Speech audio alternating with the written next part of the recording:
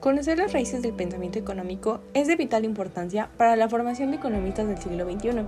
Por esa razón, hablaré del periodo comprendido desde la fisiocracia hasta el pensamiento clásico. Los fisiócratas.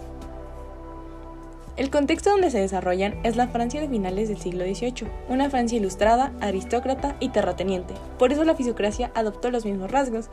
Fue inevitable que con el fundamento del derecho divino y el orden natural justificaran filosóficamente sus privilegios los autores de esta época, quienes destacan tres.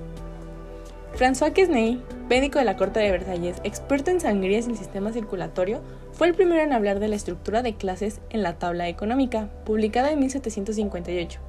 Habla de tres clases: la propietaria de tierra, la trabajadora estéril y la trabajadora productiva. Anne Turgot fue ministro de Hacienda, también llamado reformador, puesto que buscaba un impuesto único a la tierra, que en contexto de la fisiocracia es la única fuente de riqueza.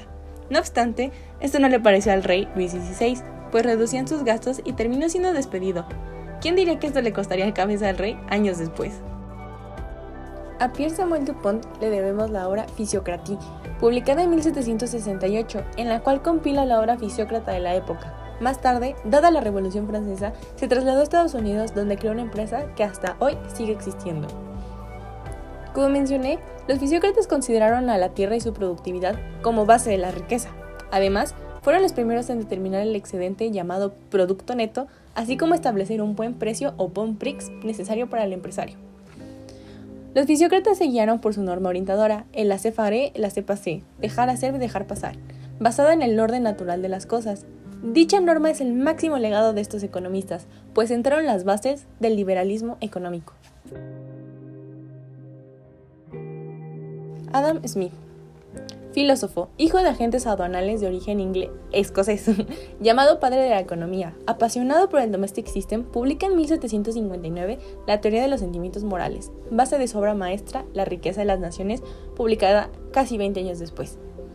Él considera que, dado el orden providencial, o como me gusta llamarlo, orden de la predestinación, los motores del intercambio son los sentimientos de simpatía y egoísmo. Él consideró el trabajo como fuente de riqueza. Sin embargo, para llegar a esta se necesita destreza y especialización, que es el fruto de la división del trabajo, la cual, a su vez, debe ser productiva y considerar el tamaño del mercado en donde se encuentra. Por esta razón, Adam Smith defiende el libre intercambio y la competencia.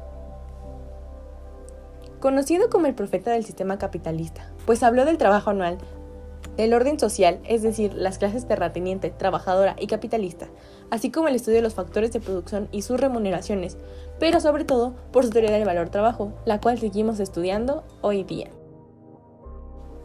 David Ricardo fue agente de bolsa y miembro del Parlamento inglés. A pesar de haber nacido 4 años después de la publicación de La riqueza de las naciones, su teoría fue integral, abstracta, interconectada y también pulió las complicaciones dejadas por Smith. En 1817 publica Principios de Economía Política y Tributación, en donde plantea el conflicto de clases, la disputa distributiva y su propuesta de solución. Destacan 3 teorías. Con dientes malthusianos, en su teoría de la renta, habla de la relación entre el aumento de población y el aumento de la renta de la tierra. En su teoría del valor trabajo, establece el tiempo de trabajo necesario. Además, con la ley de hierro de los salarios expresó que, a pesar de que estos dependen del mercado y del valor de las mercancías en que se gastan, siempre tienen a su precio natural. En su teoría del comercio, habla de la ventaja absoluta y comparativa, esta última siendo el eje del comercio internacional fundamentado con el patrón oro.